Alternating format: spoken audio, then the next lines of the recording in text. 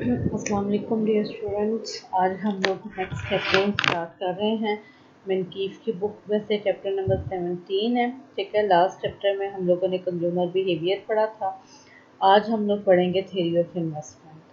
आपको पता है कि इन्वेस्टमेंट जो है वो किसी भी इकॉनमी के लिए, किसी भी मुल्क के लिए वो एक लाइफ लाइन जो है उसकी अहमियत रखती है। ठीक है, इन्वेस्टमेंट होगी तो किसी भी इकॉनमी में लाइफ होगी। इन्वेस्टमेंट नहीं होगी तो उस इकॉनमी में कोई किसी किस्म की लाइफ या एग्जिस्टेंस नहीं होगी। ठीक है, जिसकी एग्जांपल बड़े अच्छे तरीके से आप देखते हैं कि दुनिया के वो ममालिक जहाँ पे बड़ी स्टेबल इकॉनमीज़ हैं, वहाँ पे इन्वेस्टमेंट जो है वो बहुत ज़्यादा की जाती है। ठीक है, जिसकी वजह से वो बड़ी तेज़ी से ग्रो करते हैं, वो इकॉनमीज़ या वो मुल्क बड़ी तेज़ी से डेवलप होते हैं। ठीक है, तो जो इन्वेस्टमेंट है वो बेसिकली बड़ा एक इम्पॉर्टेंट टॉपिक है। ठीक है, और बड़ी एक इम्पॉर्टेंट एलिमेंट है आपकी डेवलपमेंट के लिए। और जो भी कोई गवर्नमेंट आती है, जो भी कोई किसी भी मुल्क का प्राइम मिनिस्टर है, उसका मेन फोकस जो है वो आपकी इन्वेस्टमेंट पे ही होता है। ठीक है, सबसे पहले जो है इन्वेस्टमेंट जो है उसको हम लोग स्टार्ट करते हैं कि ज़ाहिर आपको पता है कि इन्वेस्टमेंट का मतलब जो है वो सरमायाकारी होता है। ठीक है, जो कोई दूसरे ममालिक के लोग जो हैं वो आपके मुल्क में पैसा लेके आते हैं, नई इंडस्ट्री लगाते हैं। ठीक है, उसको हम लोग इन्वेस्टमेंट कहते हैं। इन्वेस्टमेंट बेसिकली जो है वो 3 टाइप्स की इन्वेस्टमेंट होती है। इसमें जो है कहते हैं कि बेसिक फिक्स इन्वेस्टमेंट, इसमें फिर बिजनेस फिक्स इन्वेस्टमेंट है। ठीक है, सेकंड है रेजिडेंशियल इन्वेस्टमेंट और थर्ड है इन्वेंटरीज इन्वेस्टमेंट। ठीक है, अब ये बड़ी जो यहाँ पर तो सिर्फ हेडिंग्स लिखी हुई हैं, और आपको मैं रिकमेंड यही करूँगी कि आप इस बुक को ओपन करके पढ़ें, क्योंकि मैं जब बुक में पढ़ रही थी तो बुक में चीज़ें बहुत इजी लिखी हुई हैं एज़ कंपेयर टू इस जो पीपीटी, क्योंकि पीपीटी में आपने सम टाइम बड़े डिफ़िकल्ट सी जो है सिचुएशन उसको आपने 2 या 3 लाइन्स में एक्सप्लेन करना होता है, तो वो उतने अच्छे तरीके से नहीं हो पाता है। तो मैं ये लेक्चर पढ़ाने से पहले मैं जब बुक को देख रही थी तो बुक से पढ़ने का बड़ा मज़ा आ रहा था। ठीक है, तो आपको मैं यही कहूँगी कि बुक को आप फॉलो करें, उसमें बड़े ब्यूटीफुली स्टेप बाय स्टेप वो हर चीज़ को जो है एक्सप्लेन करता है। ठीक है, कहते हैं कि बिजनेस फिक्स इन्वेस्टमेंट क्या होती है कि जो भी कोई आप इंफ्रास्ट्रक्चर बनाते हैं, ठीक है, जो भी कोई आप इक्विपमेंट बाय करते हैं वो आपकी बिजनेस फिक्स इन्वेस्टमेंट होती है। जैसे कि लेट सपोज कि अगर जो है आपके जो ये जो होंडा कार बनाने वाले हैं, ठीक है, वो यहाँ पे पाकिस्तान में आते हैं, वो आके इन्वेस्टमेंट करते हैं। ठीक है, तो वो यहाँ पे अपना पूरा यूनिट लेके आते हैं, अपना पूरा इक्विपमेंट लेके आते हैं, यहाँ पे लैंड एक्वायर करते हैं, वहाँ पे अपनी पर्पस बिल्ड जो है वो कोई कंस्ट्रक्शन करते हैं। ठीक है, तो वो सारी आपकी बिजनेस फिक्स इन्वेस्टमेंट है, वो आपने इन्वेस्टमेंट करनी ही करनी है, चाहे आपने 1 यूनिट जो है प्रोड्यूस करना है या आपने 100 यूनिट प्रोड्यूस करने हैं। जो फिक्स इन्वेस्टमेंट है वो आपको लाजमी करनी पड़ेगी, जो कि बेसिकली आपके इंफ्रास्ट्रक्चर पे होती है। फिर सेकंड जो है इन्वेस्टमेंट है वो रेजिडेंशियल इन्वेस्टमेंट है। ठीक है, purchasing of new house unit. Unfortunately Pakistan में जो है रेजिडेंशियल इन्वेस्टमेंट जो है उसमें इस तरह से इन्वेस्टमेंट हुई ही नहीं है। ठीक है, या जो गवर्नमेंट है उसने इस जो क्या इसको कहेंगे फील्ड जो है उसको उस तरह से एक्सप्लोर किया ही नहीं है जिस तरह से कि बाकी पूरी दुनिया में है। कि जो आपकी जो रेजिडेंसी इन्वेस्टमेंट है वो बहुत बड़ा एक पोर्शन होता है आपके इन्वेस्टमेंट का, क्योंकि आपकी जैसे जैसे पॉपुलेशन ग्रो कर रही है तो पॉपुलेशन के साथ आपको खुराक की अगर ज़रूरत है तो आपको घरों की भी ज़रूरत है। ठीक है, तो उन घरों की ज़रूरत को पूरा करने के लिए प्रॉपर एक इन्वेस्टमेंट जो है वो होनी चाहिए। अब हम लोगों के यहाँ पे क्या एक बड़ा हम लोगों ने लीथल किस्म का लाइफ़स्टाइल अपना बनाया, जिसमें जनाब एक घर जो है उसकी हम लोग डिवीज़न करते गए और अपना जो लाइफ़स्टाइल है उसको हम लोग कम से कम करते गए, ठीक है? क्योंकि यहाँ पे कोई ऐसे इंसेंटिव्स ही नहीं थे कि जहाँ पे कि आप जो है अपना जो घर है, ठीक है, ये जो रेजिडेंशियल इन्वेस्टमेंट है ये किसी तरह से की जा सके, ठीक है। इसमें देखें कि एक बंदा आया, ठीक है, जिसने कि बहरिया टाउन को डेवलप किया और वो फिर पाकिस्तान का एक जो है सबसे बड़ा इन्वेस्टर बन गया और सबसे बड़ा बिजनेसमैन बन गया, ठीक है। तो इसमें क्या है कि ये जो फील्ड है इसमें इतना ज़्यादा मार्जिन है और इसमें थोड़ा सा अगर गवर्नमेंट जो है वो रूल्स एंड रेगुलेशंस जो है जो बाहर के मुल्कों में जैसे अडॉप्ट किए जाते हैं वैसे अडॉप्ट करें तो घर लेना किसी के लिए भी कोई बहुत बड़ी बात नहीं होगी, ठीक है। तो कहते हैं कि जो भी इकोनॉमी में आपके इन्वेस्टमेंट हो रही होती है, ये जो बिजनेस एक्टिविटी हो रही होती है, उसमें बहुत ज़्यादा मेन शेयर आपके रेजिडेंशियल इन्वेस्टमेंट का है, ठीक है। जिसमें आप देखें कि लास्ट 20 ईयर्स में लाहौर में या और दूसरे शहरों में जितनी तेज़ी से कॉलोनीज़ डेवलप हुई, जिसके पास कोई थोड़ी बहुत लैंड थी, ठीक है, या वो जिसने कोई जो है थोड़ी बहुत देखा कि ये लैंड जो है ये शहर के करीब है, तो वहाँ पे कोई ना कोई हाउसिंग सोसाइटी या कॉलोनी जो है वो डेवलप कर दी, ठीक है। क्योंकि इसमें प्रॉफिट मार्जिन बहुत ज़्यादा था और कोई इस तरह से प्रॉपर इन्वेस्टमेंट नहीं हो रही थी, ठीक है, जिसकी वजह से इससे लोगों ने बेनिफिट भी बड़ा उठाया, ठीक है। और ये बड़ी मेन आपकी जो टाइप ऑफ इन्वेस्टमेंट है उसमें ये आती है। और ये जो आने वाली जो करंट गवर्नमेंट है उसने आते ही सबसे पहले कहा था कि जो हम लोग हाउसिंग जो है इस पे हम लोग जो है वो लोगों को इंसेंटिव्स देंगे कि बाहर की जो कंपनीज हैं वो इधर आएँ और आके यहाँ पे जो रेजिडेंसी है उसमें इन्वेस्ट करें, ठीक है। उसमें ये कि यहाँ पे वो जो है 20-20 30-30 मंजिला जो है वो बिल्कुल लग्जरी फ्लैट बनाएं और उसको फिर बड़े जो नॉमिनल से जो है प्राइस उसमें वो आप वहाँ से जो है वो मॉर्गेज करवा सकें, ठीक है। तो इस किस्म का जो है ये जब ये गवर्नमेंट आई थी तो इनके अपने जो मैनिफेस्टो था उसमें ये पॉइंट था, ठीक है। और फिर उसके बाद थर्ड आ जाती है आपकी इन्वेस्टमेंट।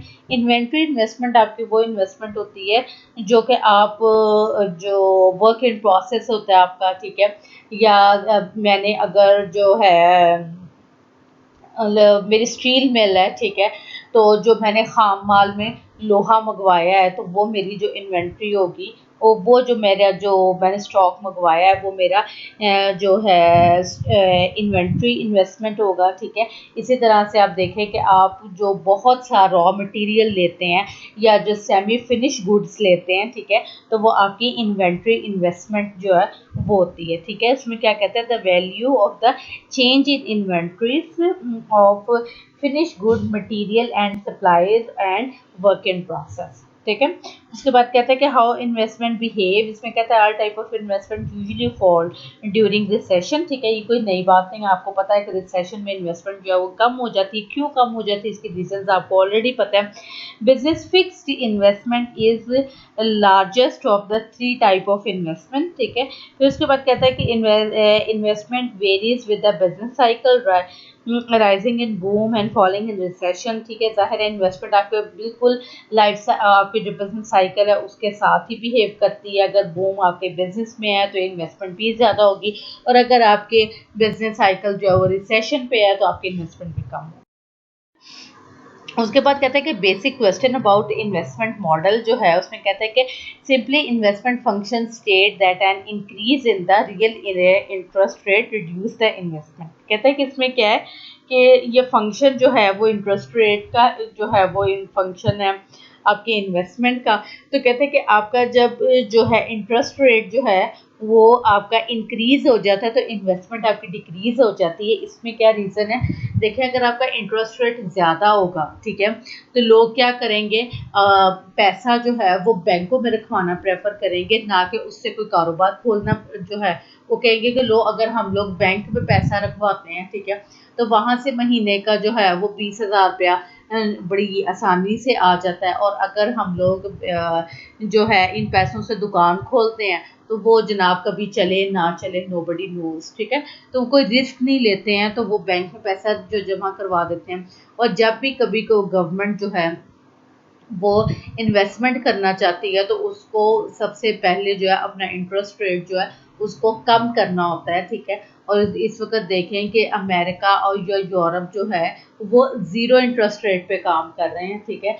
जैसे कि हम लोगों को बीइंग अ मुस्लिम जो है हम लोगों को ये काम करना चाहिए था, ठीक है।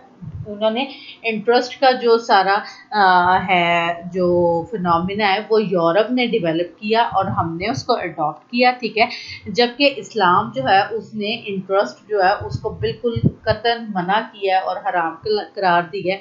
तो वो लोग खुद जो है वो इंटरेस्ट फ्री इकोनॉमी पे आ गए हैं, उन्होंने अपना इंटरेस्ट ज़ीरो कर दिया है, ठीक है। लेकिन हम कभी सोच भी नहीं सकते हैं कि हमारी इकोनॉमी कभी बगैर इंटरेस्ट के चलेगी, ठीक है। तो इस किस्म की जो है वो उधर डेवलपमेंट हो रही है, जिसकी वजह से वो बड़ी तेज़ी से अपनी इन्वेस्टमेंट जो है पॉजिटिवली उसको इंक्रीज कर रहे हैं, ठीक है। कहते हैं कि बट वाई, इसकी क्या रीज़न है, why is investment negative related to the interest rate, वो मैंने अभी आपको बता दिया। But causes of interest function investment function to shift, ठीक है। इन्वेस्टमेंट जो है शिफ्ट होने के क्या कॉजेज हैं, and how does investment rises during the boom and fall in the recession, ये भी आपको पता है, ठीक है। यूजुअली जो है ये कम हो जाती है, ठीक है। उसके बाद आपका रेजिडेंशियल इन्वेस्टमेंट जो है वो भी जैसे आपका रिसेशन आता है तो वो डाउन होती है। और जो बिजनेस फिक्स इन्वेस्टमेंट है वो भी जैसे आपका रिसेशन आता है तो वैसे वो डाउनफॉल होता है उसका, ठीक है। और जब इन तीनों इन्वेस्टमेंट को हम मिला देते हैं तो हमारी टोटल इन्वेस्टमेंट आ जाती है।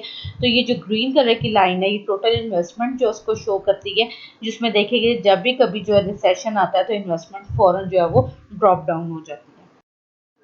अच्छा, उसके बाद कहते हैं understanding business fix investment. Business fix investment जो है उसको बारे में वो 2-3 पॉइंट बता रहा है, लेकिन मैं अगेन आपको कहूँगी कि बुक में पढ़ें, बुक में डिटेल में बड़ी इजीली लिखा हुआ है जिधर से आपको ज़्यादा अच्छी तरीके से समझ आएगी, ठीक है।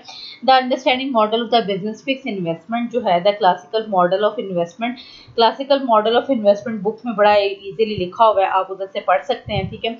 It shows how investment depend on marginal productivity of capital, interest rate and tax rules affecting firms, ठीक है।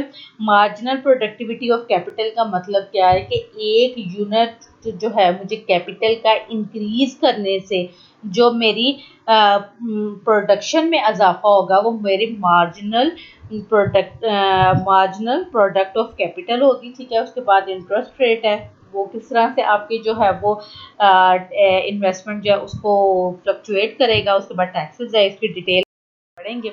सबसे पहले कहता है कि two types of firms, firm में दो टाइप होती हैं, एक होती है प्रोटेक्शन फर्म और एक होती है रेंटल फर्म्स।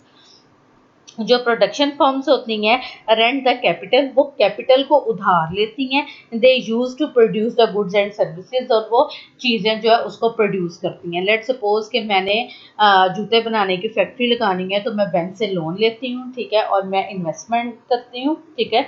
मैं वो जो है वो कारखाना खोलती हूँ और वहाँ पे मैं जूते प्रोड्यूस करती हूँ। तो ये मेरी प्रोडक्शन फर्म है जिसमें मैंने रेंट जो है वो कैपिटल जो है वो मैंने रेंट लिया है, यानी कि कैपिटल मैंने बैंक से जो है जो पैसा मैंने लिया है इन्वेस्टमेंट के लिए सॉर्ट ऑफ रेंट पे लिया है मैंने पैसा, ठीक है।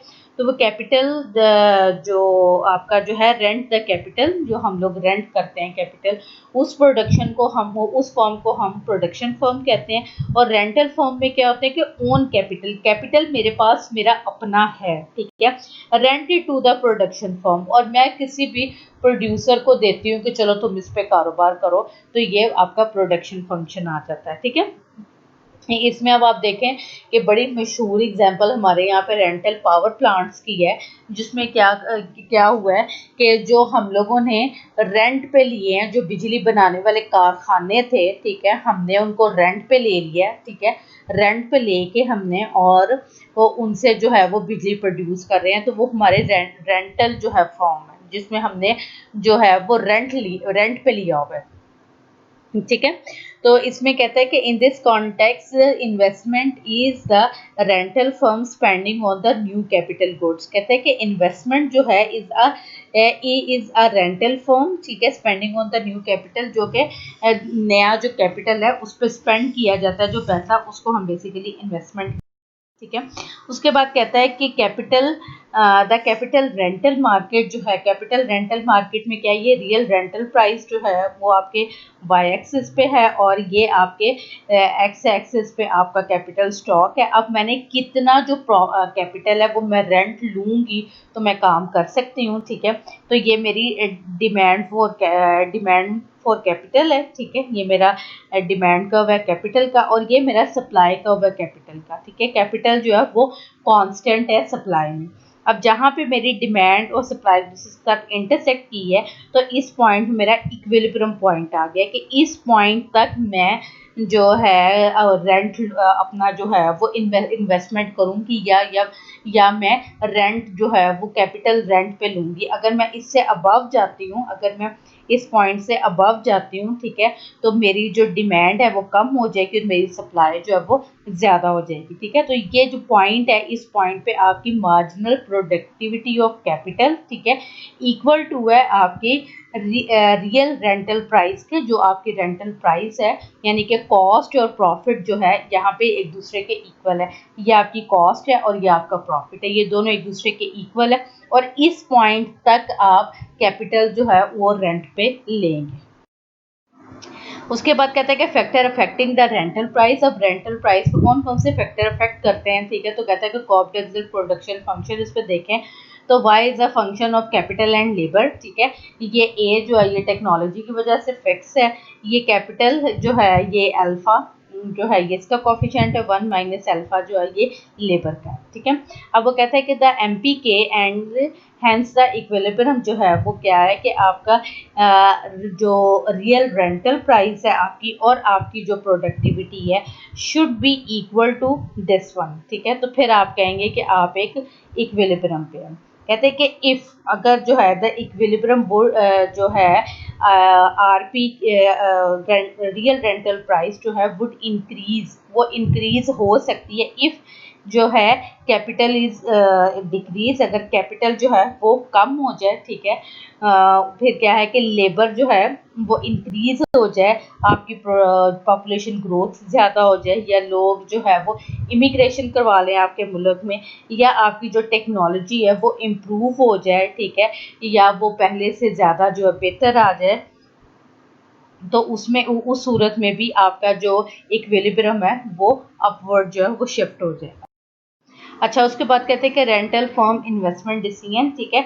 अब हमने इन्वेस्टमेंट डिसीजन लेना है कि कब हम लोगों ने कैपिटल जो है वो रेंट पे लेना है। तो उसमें क्या कहता है कि rental firm investment invest in new capital when the benefit of doing so exceed the cost. जाहिर है जब मेरी कॉस्ट कम होगी और मेरी आमदनी ज़्यादा होगी तो मैं कहूँगी कि भाई प्रॉफिट हो रहा है और कैपिटल लो, और कैपिटल लो, अपना कारोबार जो है बढ़ाओ। और अगर मेरी कॉस्ट ज़्यादा हो जाए, ठीक है, और मेरी जो प्रॉफिट है वो कम हो जाए तो मैं कहूँगी कि रेंट कैपिटल जो है वो रेंट पे लेना कम कर दें, ठीक है। अगर लेट सपोज कि गवर्नमेंट जो है उसने इंटरेस्ट रेट बढ़ा दिया, अगर इंटरेस्ट रेट बढ़ा दिया है तो जाहिर है मैं इन्वेस्टमेंट नहीं करूँगी, मैं क्या करूँगी कि मेरी कॉस्ट बढ़ गई है कैपिटल लेने की, कैपिटल को रेंट पे लेने की, ठीक है, तो मैं क्या करूँगी अपनी इन्वेस्टमेंट को मैं कम कर दूँगी।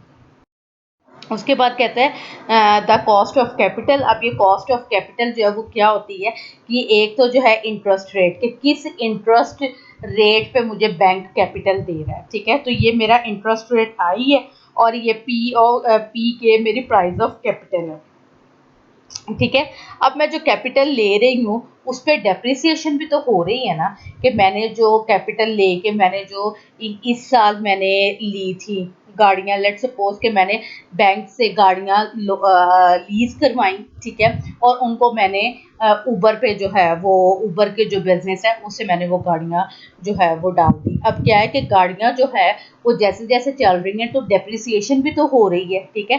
तो जो मेरी कैपिटल जो है प्राइस ऑफ कैपिटल है उसको मैं मल्टीप्लाई कर दूंगी अपनी डेप्रिसिएशन रेट से, तो वो मेरी आ जाएगी डेप्रिसिएशन कॉस्ट आ जाएगी जिससे कि मेरा जो प्लांट जो है या मेरी जो मशीनरी है वो डी वैल्यू हो रही है, डिग्रेड हो रही है, ठीक है। उसके बाद आ जाता है कैपिटल लॉस। कैपिटल लॉस क्या है? माइनस डेल्टा पी के, कि अगर मैं मेरी जो डेप्रिसिएशन है वो ज़्यादा हुई है और मैंने जो है कमाया जो है वो कम है, ठीक है, तो फिर मेरा माइनस में जो है वो चेंज इन कैपिटल जो है वो माइनस में हो जाएगा। लेट्स सपोज कि मेरी गाड़ी कहीं पे हिट हो गई है, ठीक है, तो उसका जो है वो 30-40 हज़ार रुपये का उससे मुझे काम करवाना पड़ गया, ठीक है, और इस महीने जो है उससे मैंने अर्न जो है वो 20 हज़ार की है, तो उसमें क्या है कि मेरी जो चेंज इन कैपिटल है वो नेगेटिव हो गया, ठीक है।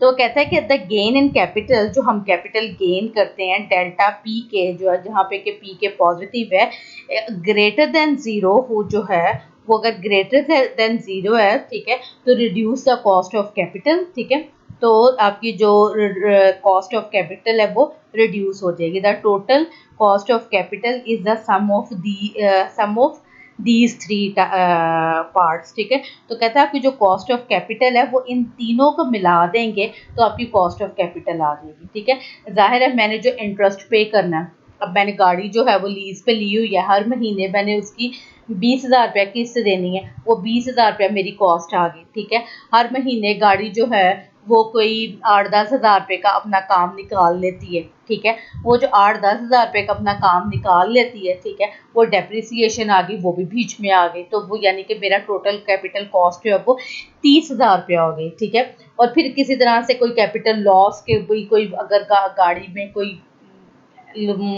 कहीं एक्सीडेंट हो गया, कुछ ऐसा हो गया, इस किस्म की कोई चीज़ आ जाती है, ठीक है, तो इन तीनों कॉस्ट को मिला के मैं कहूँगी कि मेरा जो है गाड़ी पे खर्चा आया। लेट्स सपोज कि मेरा जो है गाड़ी पे खर्चा 50 हज़ार रुपया आया, और अगर तो मैंने गाड़ी से अर्न जो है वो 60 हज़ार की है, तो फिर तो मुझे फ़ायदा है। लेकिन अगर मैंने गाड़ी पे 50 हज़ार मेरी कॉस्ट आई है और 50 हज़ार ही मैंने अर्न किया है, तो मुझे कोई फ़ायदा नहीं होगा। और अगर मेरी कॉस्ट 50 हज़ार आई है और अर्न मैंने 40 हज़ार की है, तो ज़ाहिर है मुझे नुकसान हुआ है, मैं अपना कैपिटल जो है वो रिड्यूस करूँगी, या मैं मज़ीद जो कैपिटल है वो रेंट पे नहीं लूँगी। अच्छा, उसको जो है द कैपिटल कॉस्ट का थोड़ा सा ज़रा जो है वो फार्मूलाज की जो है वो फॉर्म में, इक्वेशन की फॉर्म में बताता है। तो ये आपका interest on capital, depreciation on capital और लॉस ऑन कैपिटल, ठीक है। तो इसमें अगर आप पी के जो है उसको आप ले लेते हैं, बीच में जो है वो कॉमन ले लेते हैं, ठीक है, तो आपकी क्या आ जाती है? नॉमिनल कॉस्ट ऑफ कैपिटल आपकी क्या आ जाती है? इंटरेस्ट रेट प्लस आपकी डेप्रिसिएशन माइनस आपकी चेंज इन कैपिटल, ठीक है, डिवाइडेड बाय पी के। और इसकी वो एग्जांपल लेता है कि कॉस्ट ऑफ कैपिटल जो क्या उसमें से कार की एग्जांपल ली है कि कार जो है $30,000 की ली, उस पर इंटरेस्ट रेट 10% है और डेप्रिसिएशन 20% है, ठीक है, और चेंज इन कैपिटल जो है वो 0.6% है। अच्छा जी, उसके वो कहता है कि आपकी जो, जब मैंने कैलकुलेट किया तो इंटरेस्ट रेट मेरा 3,000 बना, डेप्रिसिएशन मेरी 6,000 बनी और कैपिटल लॉस मेरा 1,800 बना। तो इन सब को जमा करके 7200 मेरी जो है टोटल कॉस्ट आ गई। उस इन्वेस्टमेंट की मेरी जो टोटल कॉस्ट है वो 7200 है।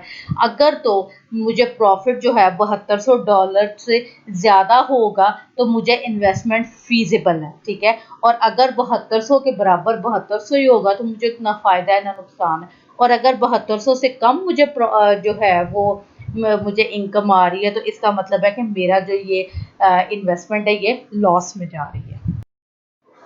अच्छा जी, कॉस्ट ऑफ कैपिटल जो है उसको कहता है कि अगर आप देखें कि कॉस्ट ऑफ कैपिटल में आपका अभी जो भी आपने चीज़ें पढ़ी है वो नॉमिनल पढ़ी है, इसमें इन्फ्लेशन भी तो है और इन्फ्लेशन को तो आप इग्नोर कर ही नहीं सकते हैं। और जब आप इंटरेस्ट पे गाड़ी लेते हैं तो वो काइबर के साथ आपको देते हैं, यानी कि वो इंटरेस्ट रेट अलहदा लेते हैं और काइबर अलहदा लेते हैं, कि जो इन्फ्लेशन जो है, जो आपकी जो मनी की जो है वो डिवैल्यूएशन, उसको वो अलहदा कैलकुलेट करते हैं, ठीक है। तो वो आपको जो गाड़ी है वो अगर वो 5% इंटरेस्ट रेट है तो बीच में 2% या 2.5% वो काइबर यानी है कि इन्फ्लेशन का बीच में डाल देते हैं, ठीक है।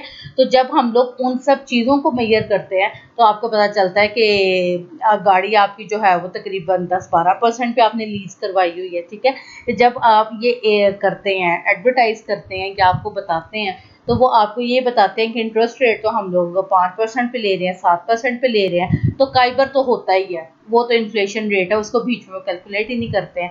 लेकिन बताने के लिए कैलकुलेट नहीं करते हैं बातों में, लेकिन जब वो कैलकुलेशन करते हैं तो उसमें कई बार पहले वो काटते हैं, ठीक है। तो कहते हैं कि ओवरऑल रेट ऑफ इन्फ्लेशन जो है वो आपका क्या है कि delta change in capital divided by price of capital equal to जो है वो थीटा, ठीक है, ये आपका इन्फ्लेशन रेट है। तो इसमें कहते हैं कि इंटरेस्ट रेट, लेट सपोज आपका इंटरेस्ट रेट जो है 10% है, तो उसमें से आपका इंटरेस्ट रेट हो सकता है कि 7% हो और 3% इन्फ्लेशन हो, ठीक है, जो मैंने अभी आपको काइबर वाली बात बताई है। Then the nominal cost of the capital equals, ठीक है, नॉमिनल कॉस्ट ऑफ कैपिटल जो है वो क्या होगी कि आपकी जो है प्राइस ऑफ कैपिटल इन्वेस्टमेंट आपका जो प्लस आपके डेप्रिसिएशन माइनस आपका इन्फ्लेशन रेट, ठीक है। तो ये आपका क्या आ जाता है आर जो है, अगर आप आई माइनस जो थीटा, जो थीटा नहीं क्या इसको कहेंगे, पाई, आई माइनस पाई जो है ये आपका आर होता है, तो वो कहता है कि मैं आर प्लस सिग्मा लिख सकती हूँ, ठीक है। तो उसमें कहता है कि रियल कॉस्ट ऑफ कैपिटल जो है वो आपकी क्या आ जाती है, पी के डिवाइडेड बाय पी, और ये आर प्लस डेप्रिसिएशन, ठीक है, ये interest rate with your inflation, ठीक है। The real cost of capital depends positively on the relative price of capital, the interest rate and the depreciation rate. आगे आ जाता है कि रेंटल फर्म से प्रॉफिट रेट। अब हमने तो अब कॉस्ट पढ़ी है, अब हम लोगों ने प्रॉफिट पढ़ना है। कहता है कि a firm's net investment depends on the profit rate. इसमें क्या है, profit rate equal to revenue minus cost. तो ये आपको पता ही है कि आप रेवेन्यू में से कॉस्ट को माइनस कर दें तो आपके पास प्रॉफिट आ जाता है। लेट सपोज कि मैंने जो है वो कार से $10,000 जो है वो कमाए थे, उसमें से $72,000 $7,200 जो है मेरी आ गई थी, उसमें कॉस्ट आ गई थी। तो बाकी जो रेस्ट ऑफ अमाउंट है वो मेरा रेवेन्यू है या प्रॉफिट, ठीक है। तो कहते हैं कि ये जो आर डिवाइडेड बाय पी जो है कि रेंटल प्राइस जो है उसमें से माइनस कर दें अगर आपकी कॉस्ट, तो ये इसको आप ऐसे भी लिख सकते हैं कि एम पी के में से माइनस कर दें पी के डिवाइडेड बाय पी, ठीक है, और इसको आर प्लस सिग्मा के कहते हैं। If profit greater than zero, अगर प्रॉफिट ग्रेटर देन जीरो है देन इंक्रीजिंग द के इज प्रॉफिटेबल, ठीक है। तो आपका जो कैपिटल इंक्रीज करना आपको फायदेमंद है। If the profit rate less than zero, अगर वो लेस देन जीरो है the firm increase the profit by reducing it's capital stock, ठीक है। तो फर्म जो है वो इंक्रीज करेगी अपना प्रॉफिट और अपनी रिड्यूस करेगी कैपिटल स्टॉक, अपना जो है वो कम कर देगी। Not replacing capital stock as it depreciate, ठीक है, वो रिप्लेस नहीं करेगी, वो सिर्फ जो डेप्रिसिएशन है उसी को ही वो मेंटेन करेगी, वही कॉस्ट वो बीच में से निकालेगी। अच्छा, नेट इन्वेस्टमेंट और ग्रॉस इन्वेस्टमेंट आ गई है, ठीक है। नेट इन्वेस्टमेंट क्या है कि change in capital, basically change in capital आपकी इन्वेस्टमेंट ही होती है, ठीक है। डेल्टा के जो है, जो आपकी कैपिटल में चेंज आता है वो बेसिकली इन्वेस्टमेंट की वजह से ही आता है, ठीक है। तो यहाँ पे आई एन नेट इन्वेस्टमेंट जो है वो फंक्शन है एमपी के माइनस प्रॉफिट में से अगर आप ये कॉस्ट को निकाल दें, ठीक है। कहते हैं कि वेयर जो है वो net investment is a function that show how net investment respond to the incentive to invest, ठीक है। total spending on the business fixed investment equals net investment plus the replacement of the depreciation depreciated capital, ठीक है। कहते हैं कि gross investment में क्या है कि आपकी जो है चेंज इन कैपिटल प्लस जो आपका कैपिटल डेप्रिसिएट हुआ था उसको भी आप बीच में लेते हैं तो आपकी ग्रॉस इन्वेस्टमेंट आ जाती है, ठीक है। तो जब आप ग्रॉस इन्वेस्टमेंट लेंगे तो जब ग्रॉस इन्वेस्टमेंट लेंगे तो ये आपकी नेट इन्वेस्टमेंट है, प्लस इसमें जब आप डेप्रिसिएशन ऐड कर देंगे तो आपकी ग्रॉस इन्वेस्टमेंट आ जाएगी। तो इन सिंपल वर्ड क्या है कि जब आप इन्वेस्टमेंट में अपनी डेप्रिसिएशन ऐड करते हैं तो वो आपकी ग्रॉस इन्वेस्टमेंट आ जाती है, और जब आप डेल्टा के में सिर्फ आप उसकी इन्वेस्टमेंट लेते हैं, उसकी डेप्रिसिएशन नहीं लेते, तो वो आपकी नेट इन्वेस्टमेंट होती है। अच्छा जी, उसके बाद जो है वो कहते हैं कि ये आपका इन्वेस्टमेंट जो है वो उसका कर्व है एंड इंक्रीज इन आर, कहते हैं कि अगर इंटरेस्ट रेट जो है वो इंक्रीज कर जाए R1 से R2 पे हो जाए, rise the cost of capital, तो ज़ाहिर है आपकी कॉस्ट ऑफ कैपिटल इंक्रीज हो जाएगी, ठीक है। रिड्यूस द प्रॉफिट रेट, तो आपका प्रॉफिट रेट भी कम हो जाएगा, ठीक है। एंड रिड्यूस द इन्वेस्टमेंट, और जिससे आपकी इन्वेस्टमेंट भी कम हो जाएगी। तो आप ये देखें कि इंटरेस्ट रेट ऊपर को जाए तो इन्वेस्टमेंट जो है वो बैकवर्ड मूव करती है, और ये आपस में नेगेटिव जो है रिलेशनशिप के साथ ये डाउनवर्ड कर्व बनता है। उसके बाद कहता है कि आपके जो है इन्वेस्टमेंट कर्व शिफ्ट कब होता है, ठीक है। तो इन्वेस्टमेंट कर्व शिफ्ट कब होता है, इंक्रीज इन एमपी के, अगर आपकी, और decrease in the price of capital, या तो आपका प्रॉफिट बढ़ जाए या किसी तरह से आपकी कैपिटल की कीमत कम हो जाए, ठीक है। And increase in the profit rate, आपका प्रॉफिट एकदम बहुत ज़्यादा हो गया, ठीक है। और increase the investment at any given in interest rate, ठीक है। और इसी इंटरेस्ट रेट पे एकदम आपकी इन्वेस्टमेंट बहुत ज़्यादा आ जाए, तो then I shift to the right, तो आई जो है आपका इन्वेस्टमेंट कर्व है वो राइट साइड पे शिफ्ट हो जाएगा। अच्छा, उसके बाद टैक्सेस एंड इन्वेस्टमेंट है। टैक्सेस एंड इन्वेस्टमेंट जो है वो भी आपकी जो बुक है उसमें एक पेज का शायद टॉपिक, एक पेज पे सारा लिखा हुआ है जिसमें उसने कॉपरेटिव और इनकम टैक्स जो है उसके बारे में लिखा हुआ है। वहाँ पे बुक में आप इसको बड़ा इजीली पढ़ सकते हैं, ठीक है। यहाँ पे इसमें थोड़ा बहुत एक्सप्लेन किया है। कॉपरेटिव इनकम टैक्स बेसिकली वो इनकम टैक्स होता है जो भी जो फर्म्स और जितनी भी जो कंपनीज होती है उन पे लगाया जाता है, ठीक है। और इन्वेस्टमेंट टैक्स क्रेडिट होता है कि जब कोई इन्वेस्टमेंट कर रहा होता है तो गवर्नमेंट उसको टैक्स में कुछ छूट देती है, ठीक है। तो वो इन्वेस्टमेंट टैक्स क्रेडिट होता है।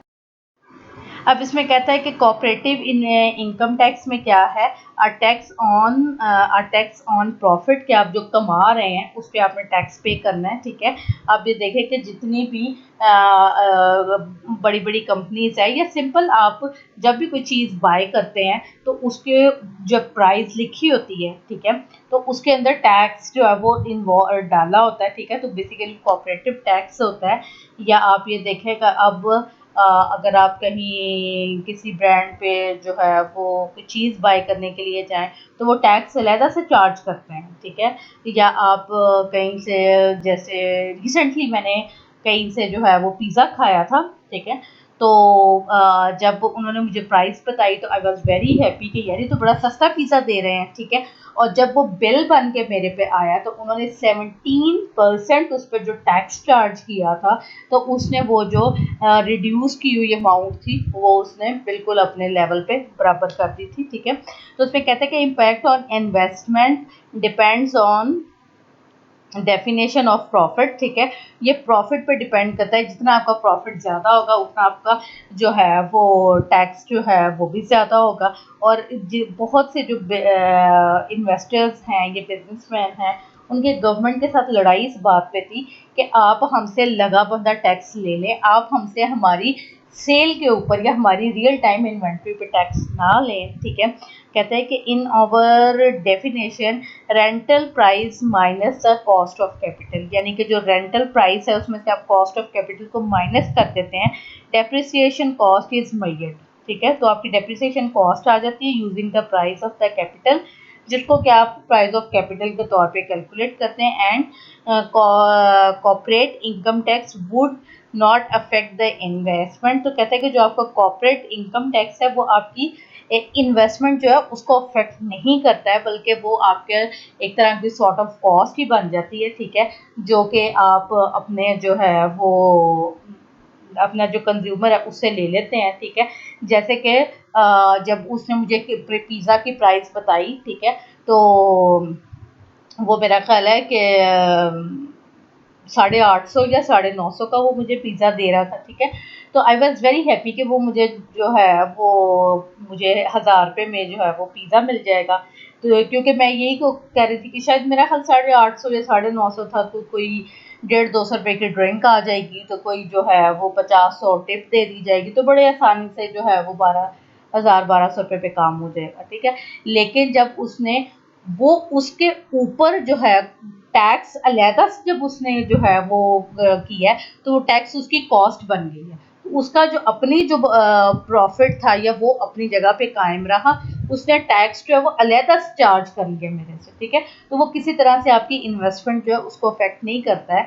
But the legal definition uses the historical price of capital, लेकिन लीगली जो है वो उसमें हिस्टोरिकल पुरानी प्राइस जो है वो कैपिटल की ली जाती है। If PK rises over the time, अगर जो प्राइस ऑफ कैपिटल है वक्त के साथ साथ इंक्रीज कर रहे देन द लीगल डेफिनेशन, तो फिर लीगली ज़ाहिर टैक्स के साथ लीगली बड़े मामलात हैं। Understand the true cost and to overstate a profit, ठीक है। So firm could be taxed even if there true economic profit is zero, ठीक है।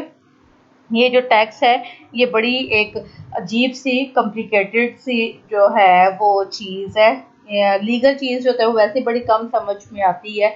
और इससे टैक्स से मुझे याद आया कि पिछले दिनों मैं अपनी जो है वो ज़ाहिर फाइनेंशियल ईयर की क्लोजिंग हो रही है, तो मैं भी जो है फाइलर हूँ, तो मैं अपनी एफबीआर की जो वेबसाइट है उस पर लॉग इन होकर मैं अपना सारे साल का देख रही थी। तो वहाँ पे मुझे बताया गया कि अब मैंने पिछले साल जो है कोई 21,000 रुपया ज़्यादा टैक्स पे किया, ठीक है। और वो कहते हैं कि ये 21,000 रुपया जो है आपको वापस दे दिया जाएगा। आई वॉज वेरी हैप्पी और I call to my brother जो है लॉयर है, तो आई आस्क्ड टू हिम कि भाई मैं कैसे ये जो 21,000 जो है ये मैं कैसे लूँ, मैंने ओवर टैक्स जो है वो पे किया हुआ है। तो कहता है कि इसको छोड़ दो, ये जब दोबारा से अगर तुम ये कोई ऐसे क्लेम करती हो तो ये दोबारा से तुम्हारा पीछे से सारी प्रोफाइल को ओपन करेंगे और ये दोबारा से रिकैलकुलेट करेंगे।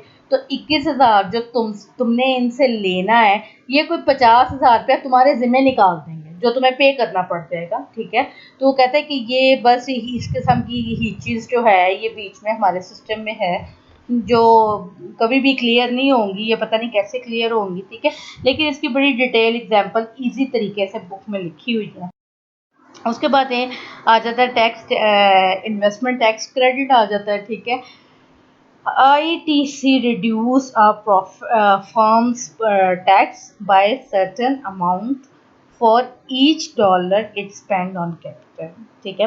कहते हैं कि hence ITC affect the reduced PK, अगर आपकी जो प्राइस ऑफ कैपिटल है वो रिड्यूस होती है तो इन्वेस्टमेंट जो आपको टैक्स पे जो छूट होती है वो भी कम हो जाएगी, which increase the profit rate, जो कि आपका प्रॉफिट का रेट को इंक्रीज करेगा, एंड इंसेंटिव टू इन्वेस्ट, और आपको वो इंसेंटिव देगा कि आप ज़्यादा से ज़्यादा इन्वेस्टमेंट करें।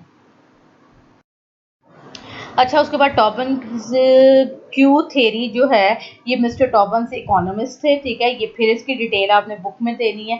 ये इसने बिल्कुल इस फार्मूले से स्टार्ट किया कि मिस्टर टॉबन्स जो थे वो कहते थे कि आपकी स्टॉक मार्केट और एक्सचेंज रेट जो है इसमें बड़ा जो है आपस में तालमेल है, ये आप एक दूसरे पर डिपेंड करते हैं, ठीक है, जिसकी वजह से आपके मुल्क में इन्वेस्टमेंट अप एंड डाउन होती है, ठीक है। और उन्होंने ये फार्मूला ड्राइव किया था जो ऊपर लिखा हुआ है, जिसमें कहते हैं कि market value of installed capital, कि जो अभी आपका एग्जिस्ट कर रहा है मार्केट में कैपिटल, ठीक है, आपके उसकी market value divided by replacement cost of installed capital, और उस कैपिटल को मैंने जो चेंज करना है, ठीक है, वो मेरी रिप्लेसमेंट कॉस्ट है। तो कहता है कि जो न्यूमिनेटर में आपने लेना है stock market value of the economy, ठीक है, और डिनोमिनेटर में आपने actual cost to replace the capital good, तो आपने एक्चुअल कॉस्ट उसकी लेनी है और न्यूमिनेटर में आपने स्टॉक मार्केट वैल्यू लेनी है, ठीक है। और जो आपका आंसर आएगा, if your Q value is greater than 1, अगर आपकी जो क्यू वैल्यू है जो 1 से अबव आती है, firm buy more capital to raise the market value of the firm, तो फर्म को चाहिए कि वो ज़्यादा से ज़्यादा जो है वो इन्वेस्टमेंट करे, अपना कैपिटल स्टॉक जो उसको इंक्रीज करे, क्योंकि उसको उसमें बेनिफिट है। If the Q value is less than 1, अगर क्यू वैल्यू जो है वो 1 से कम आ जाती है, firm do not replace capital as it works out, तो फर्म जो है उसको कैपिटल रिप्लेस नहीं करना चाहिए, जो वो पुराना कैपिटल है उसी के साथ, पुराना जो इक्विपमेंट है उसी के साथ वो काम करे, ठीक है। इसकी जो है डिटेल आगे जो है इसमें एक्सप्लेन की है, ठीक है। इसमें कहता है कि the relationship between Q theory and the new classical theory, तो कहते हैं कि both theories at first may appear very different but they are closely related to each other. कहते हैं कि शुरू में शायद ये आपको डिफरेंट लगे लेकिन ये बिल्कुल एक दूसरे से बड़ा क्लोज है, क्योंकि वहाँ पे वो न्यू क्लासिकल थेरी में वो क्या लेता था कि मार्जिनल प्रोडक्टिविटी ऑफ कैपिटल लेता था, जहाँ पे उसने स्टॉक मार्केट ले लिया, ठीक है। कहते हैं देखने में ये दोनों नाम जो है वो मुख्तलिफ लग रहे हैं, लेकिन जब आप थोड़ा सा इसको डिटेल में जाते हैं तो वो बिल्कुल सिमिलर फंक्शन करते हैं। जैसे हमने पहले कहा था कि if the MPK greater than cost of capital, अगर आपका प्रॉफिट ज़्यादा है आपकी कॉस्ट ऑफ कैपिटल के, then the profit rate is higher, तो आपका प्रॉफिट रेट ज़्यादा है, which drive up the stock market value, ठीक है, ऑफ द फर्म, जो कि ज़ाहिर है स्टॉक मार्केट वैल्यू उस फर्म की ज़्यादा हो जाएगी। जाहिर है कि जिस फर्म का प्रॉफिट ज़्यादा हो उसके शेयर्स की फ़ौरन स्टॉक मार्केट में कीमत बढ़ जाती है, ठीक है, which employs the higher value of the Q, जिसकी वजह से आपकी क्यू की वैल्यू जो है वो ज़्यादा हो जाती है, ठीक है। तो वो कैसे कहते हैं कि आपने जो न्यू क्लासिकल ने एमपीके की बात की थी वो बिल्कुल स्टॉक मार्केट के साथ जो है वो रिलेट करती है कि जो भी फर्म्स जो होती हैं, जो स्टॉक मार्केट में जो शेयर सेल किए जा रहे होते हैं या बाय किए जा रहे होते हैं, तो वो फर्म्स जिनका जो है वो प्रॉफिट ज़्यादा होता है उनके जो शेयर्स हैं उनकी भी सेल परचेज ज़्यादा हो रही होती है, ठीक है। और कहते हैं कि if the MPK less than the cost of capital, आपका प्रॉफिट आपका कॉस्ट ऑफ कैपिटल से कम हो, the firm are incurring losses, तो फर्म जो है वो लॉस में है, so the stock market value falls, तो आपकी जो स्टॉक मार्केट वैल्यू फॉल हो जाती है, लोग आपके शेयर्स आपकी फर्म के शेयर्स जो है वो बेचने लग जाते हैं, ठीक है। So the Q is low, तो क्यू जो है वो लेस देन 1 हो जाता है, ठीक है। The stock market value of the capital depends on the current and expected future profit of the capital, ठीक है। Tobin's Q as measure and incentive to investment, ठीक है, reflect the expected future profitability of the capital as well as the current profitability, ठीक है। तो जो Tobin Q था उसने बताया कि इन्वेस्टमेंट करने के आपको इंसेंटिव्स हैं या नहीं है, वो उसने फ्यूचर के पॉइंट ऑफ व्यू से ही बताया कि फ्यूचर में इन्वेस्टमेंट करने के आपके पास इंसेंटिव हैं या नहीं है, प्लस आपके प्रेजेंट में आपको इन्वेस्टमेंट करनी चाहिए या नहीं करनी चाहिए, वो भी जो टॉबिन्स क्यू जो है उसने जो फार्मूला बताया था उससे जो है मेजर किया जा सकता था, ठीक है। यहाँ तक मैंने आपको हाफ चैप्टर जो है ये इन्वेस्टमेंट थ्योरी ऑफ इन्वेस्टमेंट का पढ़ा दिया, ठीक है। इसको आपने बुक से पढ़ना है और जो भी कोई चीज़ समझ नहीं आएगी वो आपने मुझसे डिस्कस कर लेंगे। Thank you very much.